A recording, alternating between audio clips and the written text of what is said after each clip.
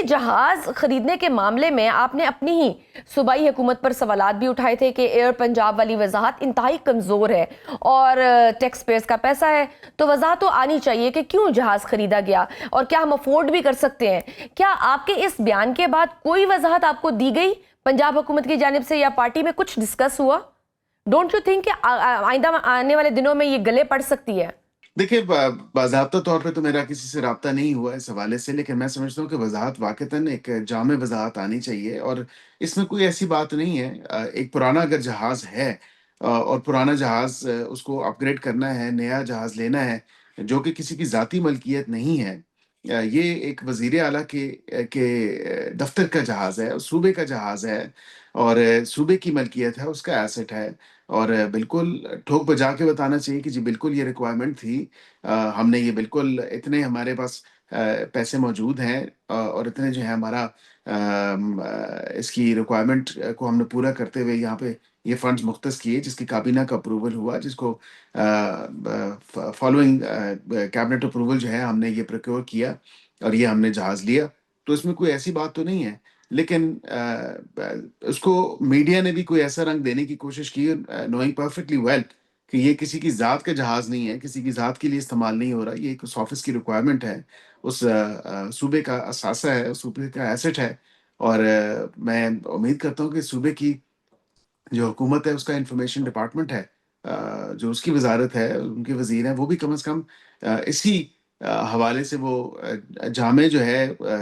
بات سامنے واضح طور پہ رکھیں گے، اور رکھنی بھی چاہیے، کیوں کوئی چھپانے کی بات تو اس میں ہے نہیں۔ صوبے نے اگر اپنا ایسٹ لیا ہے، صوبے کی ریکوائرمنٹ ہے، تو اس کو ٹھوک بجا کے بتائیں۔ اور یہ تو پروپیگنڈا تو دیکھیں نا ہر لیول پہ ہوتا رہتا ہے۔ کیا اس سے پہلے صوبہ پنجاب نے کبھی جہاز نہیں لیا؟ کیا دیگر صوبوں کے وزراء اعلیٰ کے پاس جہاز موجود نہیں ہے؟ کیا گورنرز کے پاس موجود نہیں ہے؟ کم از کم یہ دیکھیں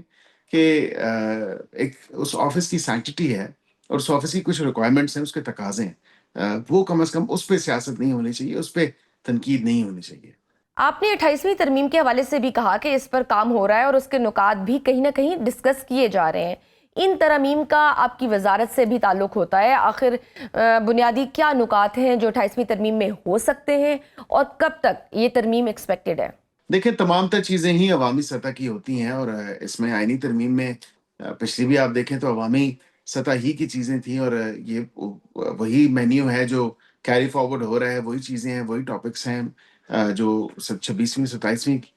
ترمیم کے ٹائم پہ نہیں پوری ہو سکی، اور وہ آگے کیری فارورڈ کی جا رہی ہیں، اس پہ کنسنسس، اور یہ اس پہ کام چلتا رہتا ہے، کوئی یہ ٹائم لائن نہیں پٹ کی جا سکتی کہ کب آ جائے گی، کب نہیں آ جائے گی۔ جب کنسنسس ڈیولپ ہوگا تبھی آئے گی، فی الوقت جو ہے کوئی اس پہ کہہ لیں خاصی پیش رفت نہیں ہے، لیکن جیسے ہی کوئی خاصی پیش رفت ہوگی اور کنسنسس ڈیولپ ہوگا تو وہ عوام کے سامنے ہوگا۔ کیا حکومت کے ٹیبل پہ کہیں نہ کہیں بنیادی نظام کے سٹرکچر میں تبدیلی کا کوئی نہ کوئی ارادہ ہے؟ پارلیمان کی مدت کو بڑھانا یا کوئی بنیادی آئینی تبدیلی کرنا؟ نہیں، بالکل بھی ایسا کوئی اسٹرکچرل چینج نہیں ہے۔ ہاں، کچھ چیزیں ضرور جو زیر بحث زیر غور ہیں، پاپولیشن، ایجوکیشن، لوکل گورنمنٹ، اس طرح کی چیزیں ہیں جو کہ عوام کے مفاد سے جڑی ہیں اور عوامی مفاد کی چیزیں ہیں، تو یہ چیزیں ہیں، اور بالکل انہی چیزوں کے ارد گرد ہی تمام تر معاملہ جو ہے وہ ڈسکشن چلتی رہتی ہے۔ جب وہ کوئی فارملائز ہوئی اور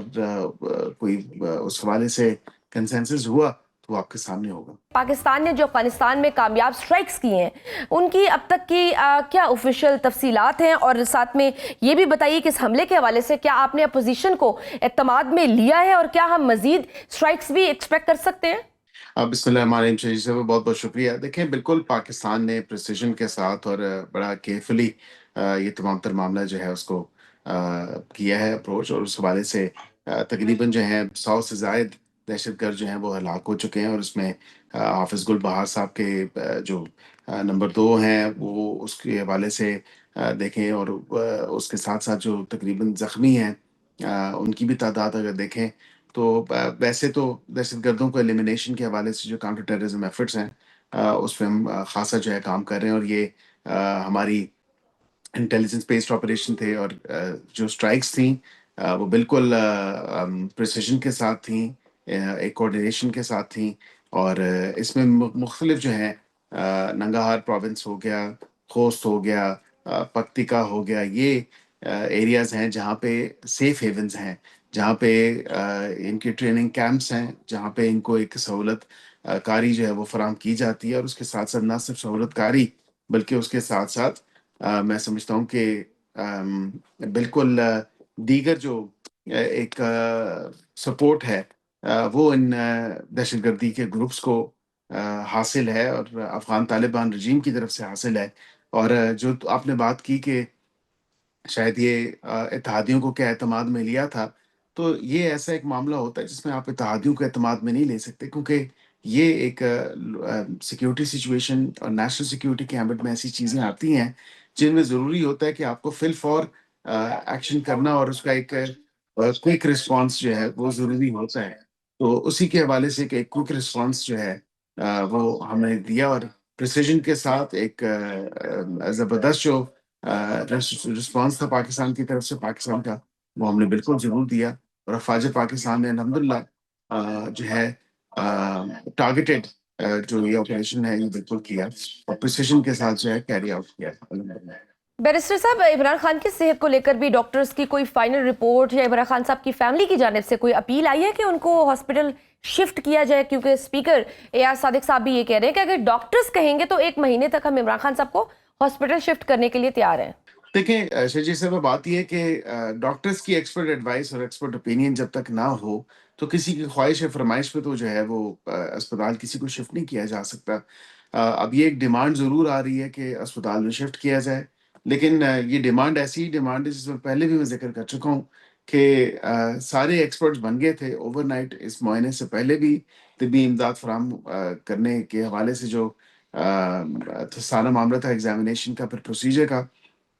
اس میں اجتناب کرنا چاہیے۔ ڈاکٹرز کا ایکسپرٹ اوپینین ہو تو بالکل ضرور اس میں کریں، اور بالکل ہوا بھی۔ جس طرح آپ نے دیکھا کہ ڈاکٹرز نے کہا کہ اس کی ٹریٹمنٹ یہ جو ہے یہ بنتی ہے، اور بالکل وہ ٹریٹمنٹ دی گئی۔ اسی حوالے سے اگر ڈاکٹرز کہیں گے تو مہینہ کیا 2 مہینے رکھ دیں گے اسپتال میں، لیکن ڈاکٹرز کا کہنا ضروری ہے کہ ایکسپرٹ اوپینین، ایکسپرٹ ایڈوائس جو ہے وہ آنا ضروری ہے۔ اس کے بغیر کس طرح جو ہے وہ ان کو شفٹ کیا جا سکتا ہے کسی بھی حوالے سے۔ حال ہی میں علی امین گنڈا پور صاحب نے بھی بہت اہم بیانات دیے ڈیل کے حوالے سے، پھر ہم نے دیکھا کہ رانا ثناء اللہ صاحب کا بھی بیان آیا کہ 2 مرتبہ بڑی سیریس ڈسکشن ہوئی ڈیل کے حوالے سے، آفر تھی۔ اس سب میں محسن نقوی صاحب کا بھی نام سامنے آیا کہ وہ پس پردہ معاملات کو ڈیل کرنا چاہتے تھے۔ کیا وفاقی حکومت یعنی نون لیگ اور ان کے وزراء کو اس حوالے سے کوئی انفارمیشن تھی، یا محسن نقوی اور پی ٹی آئی کے درمیان معاملات طے پا رہے تھے؟ اور پھر ساتھ میں یہ تاثر جانا کہ عمران خان صاحب ولنگ نہیں تھے۔ دیکھیں بالکل ہم لوپ میں ہیں، اور وہ حکومت کا ہی حصہ ہیں، اور انہوں نے خود بھی بیان کر دیا تمام تر معاملہ۔ جس طرح جو تاثر دیا جا رہا تھا ڈیل شاید ہو گئی ہے یا ہو رہی ہے یا پیشکش کی گئی ہے، ایسا کچھ بھی نہیں ہے، نہ ڈیل ہے نہ ڈھیل ہے۔ اور واضح طور پہ اس میں آپ کو بتاؤں تو شاید یہ ایک لیجیٹمیٹ ایکسپیکٹیشن جو ہے، آپ کو یاد ہوگا اکتوبر 2024 کے ٹائم پہ جب حکومت کی استدعا پہ یہ احتجاج کال آف کیا گیا، کیونکہ یہاں پہ ایک مذہبی جماعت کا بھی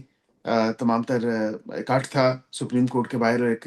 حساس نوعیت کا کیس سپریم کورٹ میں لگا ہوا تھا۔ ہم نے اس سیکیورٹی کے خدشات کو پیش نظر رکھتے ہوئے ہم نے یہ استدعا کی کہ آپ اس کو مؤخر کر دیں، اور جو مؤخر کر دیا۔ اور اسی حوالے سے پھر آپ کو یاد ہوگا صبح ملاقاتیں بھی ہوئیں، اعظم سواتی صاحب کی بھی، گنڈا پور صاحب کی بھی، and so and so forth. تو ایک لیجیٹمیٹ ایکسپیکٹیشن ڈیولپ ضرور ہو گئی، اور ہم نے بھی اس حد تک جو ہے یقین دہانی کروائی کہ آئندہ اگر آپ کا کوئی احتجاج ہوگا، ہم اس میں میکسم لیول جو کوآپریشن ہے وہ اس کو ہم کوآپریٹ کریں گے۔